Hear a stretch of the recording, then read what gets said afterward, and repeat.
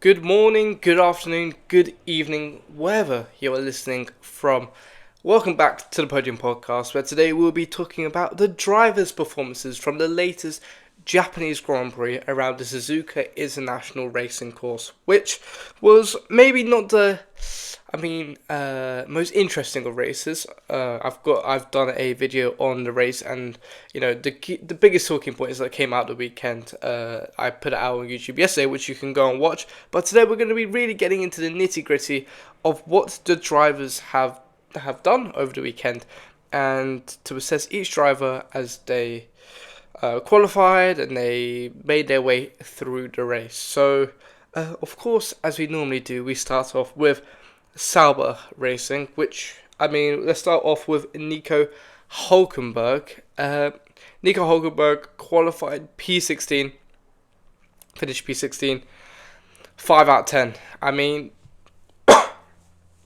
Really, the most basic of races. This is going to be hopefully not a recurring theme for the whole of the bottom half, because it pretty much was the same as qualifying. But qualified P16, finished P16, 5 out of 10. That Sauber, hasn't really hit the same heights as it did in Australia, but very poor race. Managed to not get out Q1 like his teammate, but still, nonetheless, could have found it difficult to overtake. And it was the same, I suppose, story for Gabriel Bortoleto, who qualified P17, finished P19. It's going to be a 4 out of 10 for Gabriel Bortoleto. Reason why? Because, he managed to lose some places. There wasn't really much to talk about Sauber in that sense, because there was not much coverage on them, and that was pretty much the same for a lot of the bottom runners around this track. But still, 4 out of 10, and that Sauber really does need to pick up the pace if it wants to keep its contention to maybe get 9th or 8th this year, compared to a pretty abysmal P10 last year.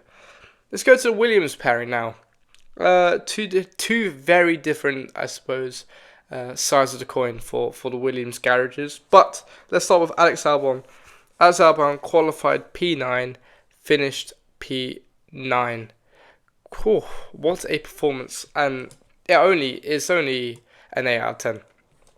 I don't know why I'm saying it's only 8 out of 10, but a very, very strong performance from the Thai driver compared to his teammate. He's managed to make it 3 from 3 weekends in which he scored points, which I don't think Williams had done in over 8 or so years. But incredible performance by Albon. Managed to really just keep his head down. I think it showed that qualifying was really important around here. Overtake was quite rare, so as some might say, for the season, qualifying is where you're going to win the points, possibly, quite possibly. But compared to his teammate, he just seemed really on top of the car. There was a little bit of complaining from him though, in regards to strategy, but he managed to oversee all of the problems he might have faced, and he's managed to put in a really good performance. Something that he'll take into this triple header with bounds of confidence. Unlike his teammate, which it seems like it's a different story, Carlos Sainz qualified P15, finished P14. It's going to be a 4 out of 10 for the smooth operator. It wasn't really the smoothest operation this weekend, and I think his $20,000 toilet break pretty much sums up his racing over the weekend.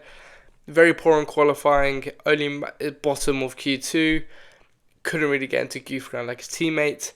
In the race, obviously we knew overtaking was difficult, but there was pretty much nothing in there. He was still a good 12 seconds ahead behind P13 or Pierre Gasly, but still a good 7 seconds ahead of Jack Doohan in P15. But yeah, so it was difficult, the least to say, but still, it was very difficult for him out there, and one which he definitely wants to make sure he forgets in a flash, because it has not been the easiest the easiest start to the season for Carlos Sainz it just seems that he's off the pace. He just seems that he just doesn't feel comfortable with the car. Yes, it's a new team, but considering that he's been with a lot of the paddock over the years, you would expect a driver of his caliber to really be adjusted to a car by this part of the season. But of course, yeah, we'll see. Hope this as Albon's next two races are coming in with bounce of confidence, Carlos Sainz needs to have the same approach in that sense. Now to the interesting duo of the Racing Bulls. Liam Lawson now qualified P13, finished P17. It's going to be a 4 out of 10 for Liam Lawson. Obviously, coming into this weekend, being dropped by Red Bull is going to be difficult anyway. But, I mean, the reason why I'm not giving him lower is because he did out-qualify Tsunoda in a V-Carb, which, I mean, is very... I thought it was quite a statement to be made by the Kiwi driver. But it seems in the pace he just lacked the confidence to really go and push on. Overtaking was difficult, yes, but I think he kind of maybe...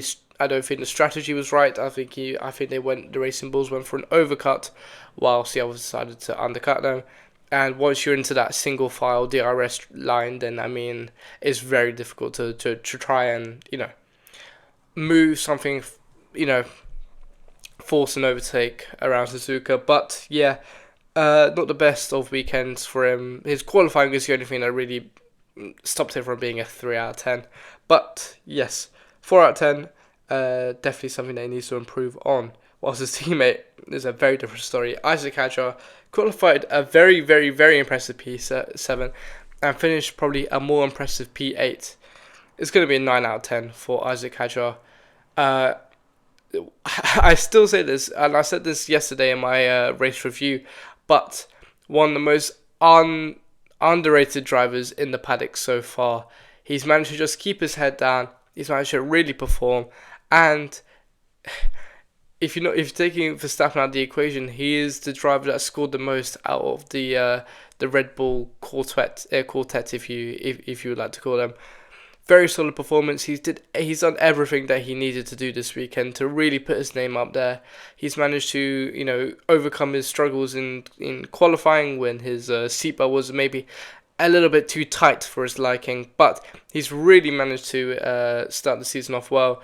Australia and China were more of a coulda, woulda, shoulda moment for Hadjar for points, but it seemed that V-Carb managed to finally do something with a decent strategy. They managed to kind of follow suit with everyone else, and because he's got the pace, he can be able to not do anything out of pocket, but top performance. And compared to his teammate, he's floored him in that battle at Suzuka.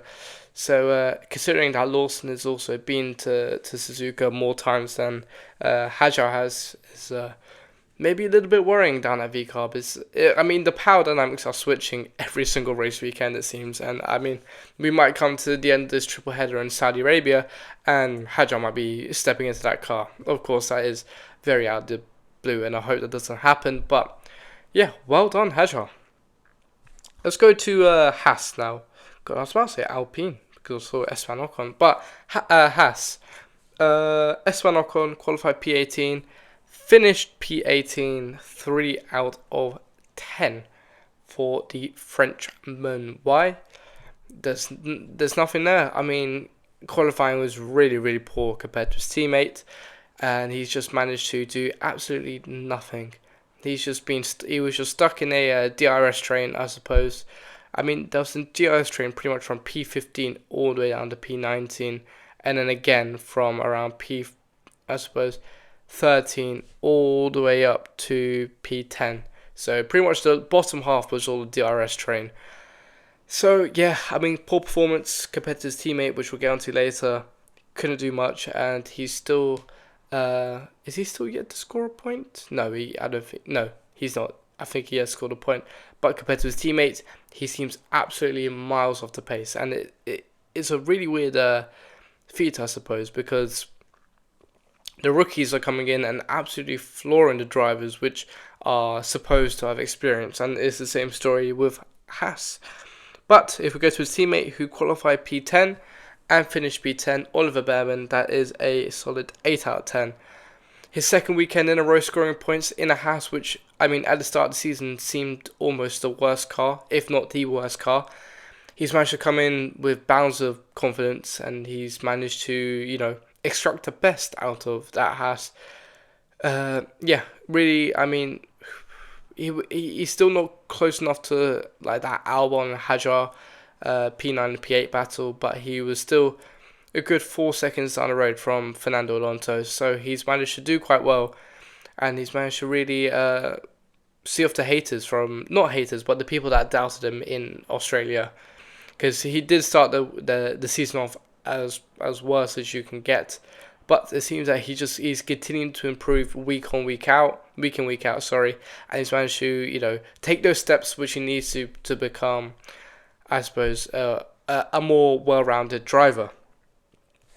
Alpine now, fun. Pierre Gasly qualified P. Did he qualify P11? I think he did qualify P11. Finished P13, 4 out of 10. Not much to say about Gasly. I mean, there's not much to say about him. He's just managed to, fall back, which was down to strategy again. And he's managed to, not really extract the most out of the car this weekend. P13 is still, I suppose, okay. It seems like he was in no man's land. If you look at the timings, he was 4 seconds off from Tsunoda in P12, yet 12 seconds off Sainz, 12 seconds ahead of Sainz. So I think it was almost quite lonely for him out there. But, I mean, it's one of those weekends where it's almost like a data run. It's almost like testing, because you can't push on, you can't push back. So, yeah, I mean, you look at it, the Alpine seem kind of thereabouts. They're still yet to score a point in 2025, which is a little bit worrying considering how open the field can be and how crazy we had a race in Australia.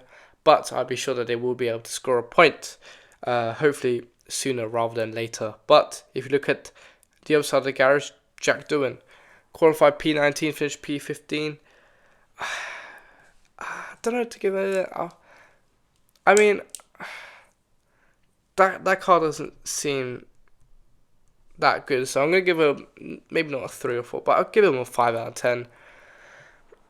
Yeah, I mean, he's managed to build on his. Actually, no, 4 out of 10. 4 out of 10 because he did qualify P19. He did manage to, I suppose, overtake Hulkenberg, Lawson, and Ocon for P15. I think that was down to strategy more than anything else. But that crash in FP2 is the storyline that people associate with Doohan when it comes to the 2025 Japanese Grand Prix, which is not something that you want, especially when your seat is at stake. But people are talking about Colapinto now waiting in the wings for a chance. There's people even saying as early as Bahrain, which I don't think will happen. But it seems that, God, whatever he does, there's always something that's looming over his head in that sense. I mean, he's still yet to score a point. It's only him and, obviously, as I said before, Gasly, which are yet to score a point. But yeah, he really does need to do something out of this world, extraordinary to save his seat. So, yeah. Let's go on to Aston Martin now. Lance Stroll qualified P20, finished P20, 3 out of 10. God. Yeah. What has happened to Lance Stroll? That's what I can say. Considering the first 2 weekends, they were absolutely exceptional for Lance Stroll. Now to be just pondering along a P20, the only driver to be lapped. God, what happened? I mean, I really don't know. It's like it's back to the ordinary Lance Stroll, the same Lance Stroll that we've had for the last 4 or 5 years. I really don't know what's happened. Maybe qualifying was just poor, maybe setup was just difficult. But it seems like he just lacked so much pace. He was about 10 seconds down the road to, I think, Bortoletto down to P19. But, yeah.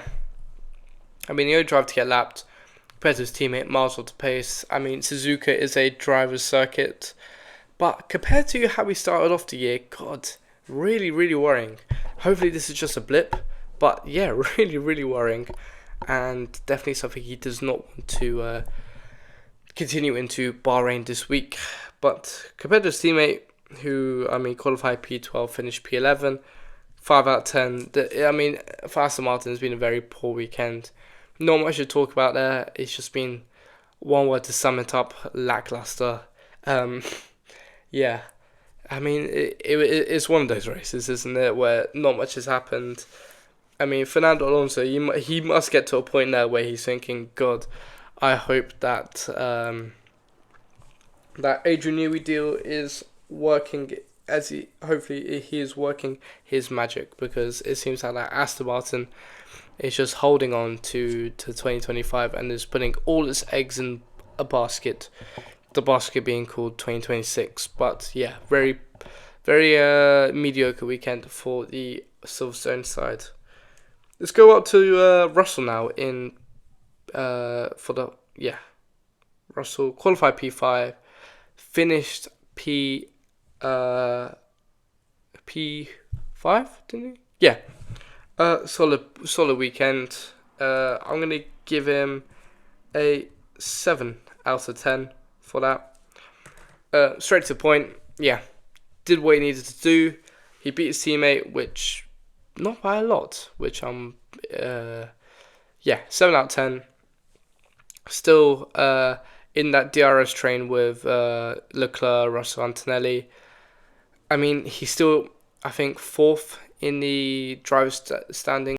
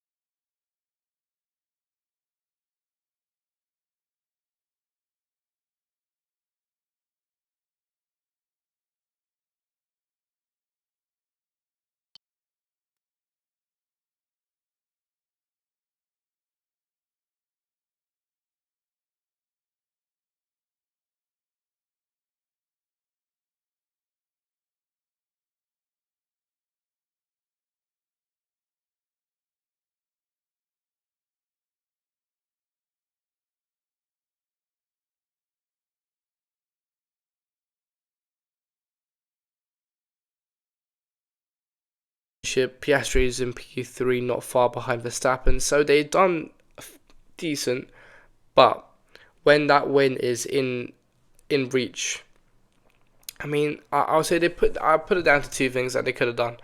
First of all, they could have, for sure tried the undercut or overcut on Verstappen. I mean, you got two drivers. God, use them to your advantage. That's what I'd say. Just use them to your advantage. They could have even done one undercut. Put Lando in on the undercut. Put Piastri in on an overcut. It forces Red Bull to make a decision that they don't want to do. It forces them to make an unexpected pit stop. Second of all, now people are talking about this. Should have Norris given up second place so Piastri can go and attack? I would say 100% yes.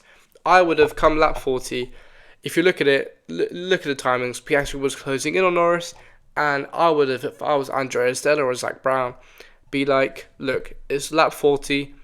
Lando, I'll give you 2 or 3 laps to really push. If you can overtake Verstappen or get into DRS and win a solid 6 or 5 tenths to Verstappen, you can keep on. And if he doesn't, switch positions into turn 1. Piastri, you've got about until lap 51, lap 52. If Piastri can't attack, then give the position back. Yes, that might have caused some, unwanted politics, and it could have been a Hungary 2024-esque situation for McLaren, but still, you have to try something because you can't let Verstappen run away with the lead once again. I mean, if it hasn't happened now, then I mean, realistically, in a place like Monaco or Spa where it's difficult to overtake, then you really need to be asking the question: are McLaren shooting themselves in the foot by being too neutral? But only time will tell. And I think, we need to rank the Japanese Grand Prix out of 10, 4 out of 10 for sure. Compared to the first two, which were okay, yeah, it's kind of it's not been the most exciting of races, but hopefully it will change for Bahrain this week. I think that is a great place to wrap up. So yeah, thank you for liking. Thank you for watching. Make sure to like and subscribe, and have a simply lovely day. Goodbye.